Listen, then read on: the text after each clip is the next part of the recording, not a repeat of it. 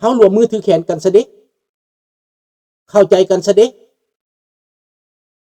วางทิ่มซะเด้ความขัดแย้งหั่นเด้วางซะเด้ความอิจฉาบังเบียดหั่นเด้วางซะเด้ความอยากกันเป็นใหญ่เป็นโตหั่นน่ะสนับสนุนบรรพบุรุษเฮาให้เพิ่นแก้ไขปัญหาลาวเพื่อให้ลูกลาวหลานลาวในประเทศได้หลุดพ้นจากเวรกรรมอันนี้ได้หลุดพ้นจากความทุกข์ความยากอันนี้เจตนาของเพิ่นก็เป็นตัวนั้นเฮาเห็นและชัดเจนมีเจตนาชัดเจนข้าพเจ้านี้ก็มีเจตนาชัดเจน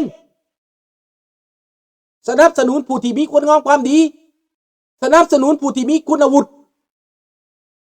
นี่คนลาวเฮาคิดได้แล้วบ่ในประเทศน่ะรอถ้าโอกาสลูกหลานบ่มีใครโทษพวกเจ้าดอกพวกเจ้าถือกฎขี่ข่มเหงไผก็เข้าใจเบิดพวกเจ้าถือปิดปากพวกเจ้าถือล่างสมองเขาบอกให้เว้าเขาบอกให้ว่าเกิดมาในระบอบนี้บ่เห็นหยังพวกเจ้ามืดแปดด้านพวกเจ้าคิดว่าผิดเป็นถูกพวกเจ้าคิดว่าถูกเป็นผิดพวกเจ้าบ่รู้จักความจริงนี่เขาโฆษณาเขาตัวเขาหลอกเขาลวงเป็นหยังเฮาสิให้ความโฆษณานี้มากวมจิตใจของเฮาเป็นหยังสิให้ความบิดเบือนอันนี้มาเป็นหลักการเป็นหยังบ่เอาหลักการไปทุบมั่งความบิดเบือนเป็นหยังบ่เอาความยุติธรรมไปปราบความอาธรรมเป็นหยังบ่เอาความจริงไปเปิดเผยความชั่วความตัวนี่ให้พี่น้องเฮาคิดจังซี่ได้ดังนั้นมามื้อนี้ข้าพเจ้าอยากเรียกร้องคนลาวทั้งประเทศคนลาวทั่วโลกบ่ต้องเฮ็ดหยังบ่ได้ไปลบบ่ได้ไปลบบ่ได้ไปเป็นสื่อตีซึกบ่ได้ไปเสียหยังหลายเพียงแต่เอาหัวใจมอบให้เอาหัวใจมอบให้ราชวงศ์ผ่านข้าพเจ้าก็ได้ผ่านคนใดก็ได้ที่เพิ่นแต่งตั้งผ่านข้าพเจ้านี่ข้าพเจ้าก็ไปมอบให้เพิ่นแนะนำไปฮอดเพิ่นคันว่าไปบ่ถึงบ่จักบ่ติดต่อให้กำลังใจอยู่นำข้าพเจ้านี่ก็บ่ได้เป็นหยังพี่น้องถ้าว่าพวกท่านมีความรู้สูงเป็นด็อกเตอร์ฉลาดกว่าข้าพเจ้าก็เป็นผู้นำมาเลยมาเป็นผู้นำเลยมาพูดเป็นผู้เฮ็ดมาเป็นผู้เว้าเลยคันพวกท่านฉลาดพวกท่านเก่งเนอะข้าพเจ้าสิยอมเป็นลูกน้องเนอะสิยอมข้าพเจ้าสิยอมได้ยอมคนเก่งคนดีได้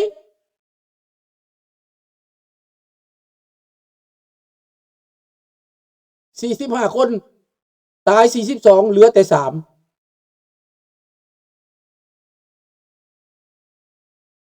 เห็นบ่รอดมาแม่นบ่ล่ะนี่แหละขอให้ทุกคนตื่นตัวซะบอกต่อกันไปปากต่อปากหูต่อหูซิมกันไปวิธีเฮ็ดง่ายที่สุด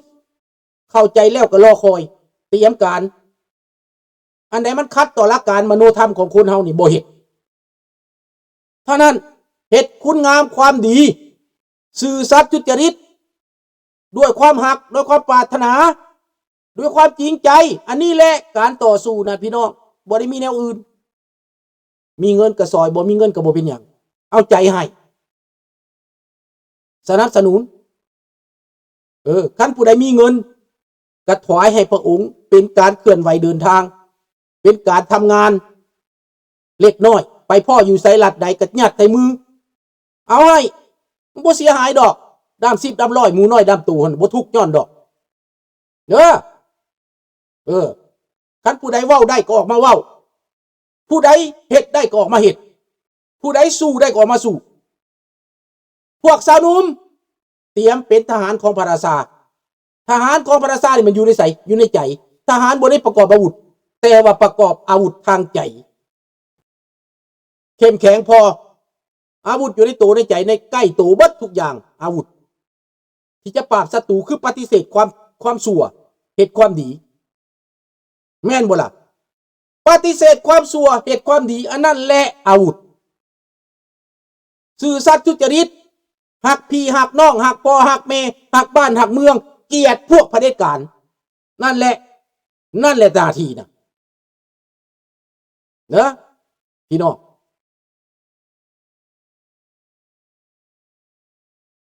บายดีกิจสิบถ้าพวกท่านเข้าใจแล้วมันง่ายขึ้นราชวงศ์ไปใส่มาอเมริกาคนลาวเปิดทั่วอเมริกานี่พร้อมกันไปพบพระองค์อยู่บ่อนเดียวนัดพบอยู่ใส่เอาให้มืดฟ้ามัวดินอเมริกางึดโลดแหละงึดพวกเจ้าโลดโอ้ยงึดโลดแหละพี่น้องม่วงพี่น้องลาวพี่น้องไทยดำพี่น้องไทยแดงพี่น้องขมุไปอูบลูกอูบหมาไปหาพระองค์เจ้านายเฮาปาดตุอเมริกามันยอมโลดแหละยอมสนับสนุนโลดเห็นว่าพวกอิหร่านเขาเห็นอิหร่านสนับสนุน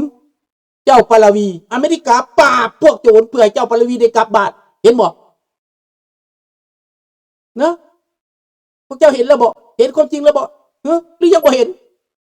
บางคนมาตั้งคำถามเป็นยังอเมริกานี่จะมาลุกลานอิหร่านเป็นยังจะไปเอายึดบ้านเขาจะไปยิงบ้านเขา